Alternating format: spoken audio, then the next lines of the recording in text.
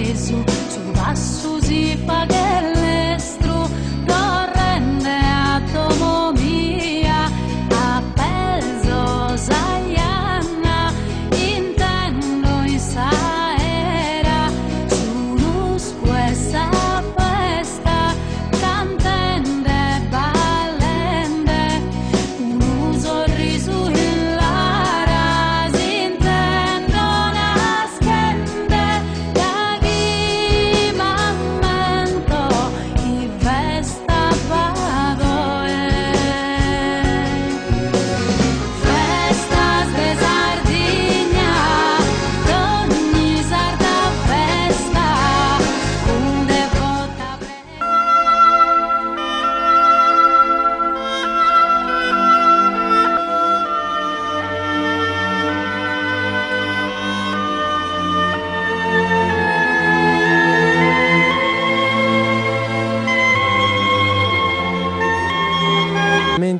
A farci da apripista il primo cittadino Mario Conto, ben trovato.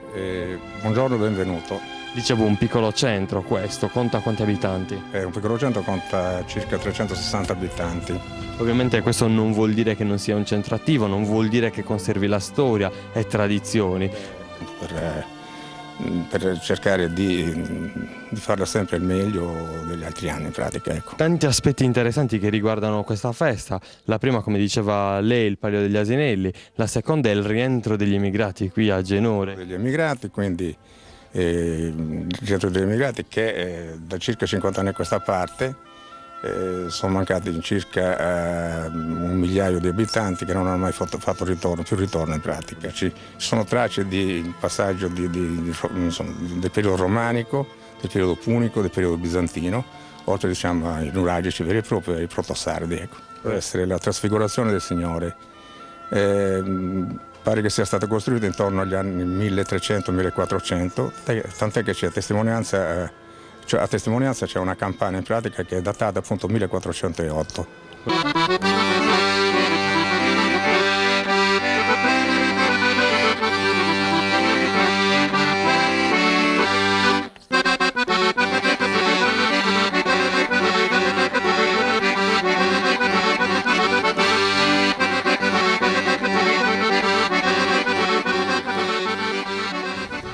La popolazione per completare la zona, questa zona è la zona del nuraghe San Marco, per dare un po' di refrigerio e la possibilità di giocare ai bambini e anziani e a tutta la popolazione. Quindi un progetto importante sia dal punto di vista sociale sia dal punto di vista urbanistico. Con altri culti, infatti è stata costruita a fianco del nuraghe anche la chiesetta di San Marco che risale al 1600. Quindi tutti questi periodi di questo centro, ovviamente importante nella giornata di oggi e nella puntata di Pro Sardegna qui a Genuri, la 13ª edizione della festa dei Sumani, Casu e Bino Arrasu con il Palio degli Asinelli.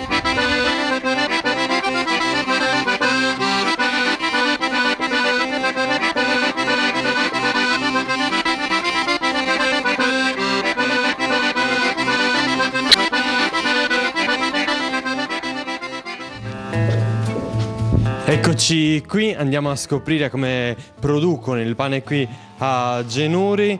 Ovviamente li disturbiamo durante le fasi di lavorazione. Ben trovato. Grazie. Salve. Non vogliamo essere troppo invadenti, ci dica a quale fase siamo arrivati dalla preparazione del pane. Stiamo infornando adesso il civragio. Quindi il pane tipico di Genuri, giusto? Il pane tipico di Genuri, modicina, carnoguedas e ladas stampadas. Di generazione in generazione si conservano quelli che sono i segreti per la Abbiamo ripreso la coltivazione del grano Cappelli, una qualità molto antica che produce la metà rispetto all'altro, ma molto più buona come qualità, soprattutto per fare il pane, per farlo come lo facevano i nostri avi. Dopo lo assaggeremo senza ombra di dubbio. Ovviamente parliamo anche di formaggio e di vino. Pani, Casu e Bino Arrasu. Qua si sente un odorino che ci richiama forse al formaggio. Salve, buongiorno. E non avevo sbagliato. Ovviamente cosa state preparando? Il formaggio per stasera, giusto? Sì, sì. Buon formaggio di Genuri? Speriamo di sì.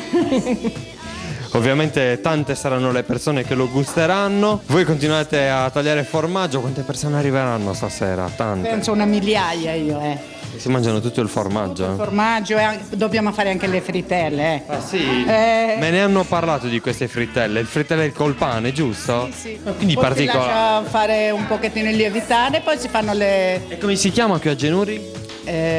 costette sardas. Perfetto. E lei che ha insegnato a prepararle? Mia mamma. Ma si preparavano anche Diana, presidentessa della Prolocco. Buongiorno a tutte. Tutti indaffarati, guardate qui che immagine spettacolare. Il pane di Genuri viene tagliato e preparato nella biblioteca comunale, ovviamente per i turisti che arriveranno questa sera per l'edizione della sagra. E partiamo da qui, perché qua si iscrivono i fantini. Buongiorno. Buongiorno. Come stiamo andando? Stiamo andando benone, sì. Quanti sono gli iscritti per ora? Gli iscritti sono 12 per ora, dovremmo arrivare a 16 probabilmente. In Sì. modo tale da fare Grotto è uno, Maludrottu, e poi un Arrannagao è un altro, poi c'è questo Plauto, c'è Menduerda, Garibaldi, Pinzello, c'è Pinzello, bellino Pinzello, Ciccio, sono Ciccio. Lollo. No, sono tutti. Questo è innominato, questo non c'è il nome, non lo so. Un asino si può dare anche il nome Sardegna 1, così noi tiferemo sicuramente per lui. Ha giudicato, Allora abbiamo anche il nostro asino, quindi dobbiamo assolutamente tifare per lui, mi raccomando. Devi andare tu, sì. Quanti anni hai? 15, Giovanissimo, una passione quindi. per divertirsi. Sì, va benissimo questo. Prima batteria è partita, ovviamente come vedete 2 asini stanno girando intorno al traguardo, ma c'è adesso l'arrivo. Solo il numero 5. Vediamo come andrà la seconda batteria. Cammina, muoviti. Che sei un altro che ti comprende?